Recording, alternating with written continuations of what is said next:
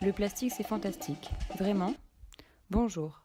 348 millions de tonnes de plastique produites par an, 1 tonne toutes les 10 secondes, soit 6,3 milliards de tonnes de plastique produites depuis son invention. Si vous vous posiez la question, oui, nous sommes bien envahis par le plastique. Depuis 1954, le plastique est entré dans notre quotidien. Cette fabuleuse matière, qui est imputrescible, résistante au temps et qui s'adapte à n'importe quel usage, est aujourd'hui partout. À tel point que 40% du plastique produit aujourd'hui est destiné à l'emballage. Vous vous direz alors que le plastique est un produit révolutionnaire. Malheureusement, le plastique cache une toute autre réalité. Sur les millions de tonnes de plastique produites, 21% sont retraités. Parmi ces 21%, seulement 1% est recyclé et 12% seront incinérés, créant au passage des mâches-fer, ces déchets très polluants et dangereux. Quant au reste, il se perd dans la nature. En 2015, 1 tonne de plastique se retrouve dans les océans toutes les 2 secondes. Soumis aux UV, celui-ci se fragmente en millions de microparticules de plastique, générant 51 trillions de particules plastiques, formant un continent qui se dégrade sans jamais disparaître. Plancton, animaux, en passant par poissons et oiseaux, toute la chaîne alimentaire est contaminée. 90% des oiseaux ont déjà mangé du plastique. Chez les humains, ce n'est pas mieux. Selon une étude de l'université de York, des experts ont décelé la présence de plastique dans les corps de 8 personnes de nationalités différentes.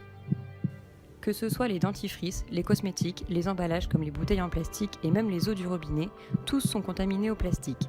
Ces derniers contiennent BPA et PEG, néfastes pour l'homme mais surtout pour l'environnement. Quid du recyclage ? Recycler encore et encore du plastique à l'infini, l'intention est louable. Sauf que dans la réalité, 1% des déchets sont concernés et ce processus coûteux en énergie ne se limite qu'à 3 réutilisations. Au-delà, le plastique perd ses capacités de transformation. Retour à la case départ. Mais d'où vient cet amour pour le plastique ? S'il y a des déchets, c'est bien sûr la faute du consommateur qui ne les trie pas. En tout cas, notre plastique est recyclable à l'infini. Et puis quand bien même, nous ne sommes pas capables de nous passer du plastique. Voici les 3 vecteurs d'un logo bien pensé, celui des lobbyistes et des industriels du plastique. 3 points rabattus à longueur de débats, de publications ou d'apparitions médiatiques pour faire pression sur le Parlement européen pour gagner du temps. Cependant, cela n'empêchera pas le vieux continent d'interdire en 2020 les plastiques à usage unique. Maigre compensation. Mais alors que faire ? On abandonne la partie ? Face au cynisme, certains passent à l'action. Ces dernières années, des modes de consommation alternatifs sont apparus. Des matériaux biodégradables, innovants, se démocratisent comme les bioplastiques à base d'algues ou de chitine.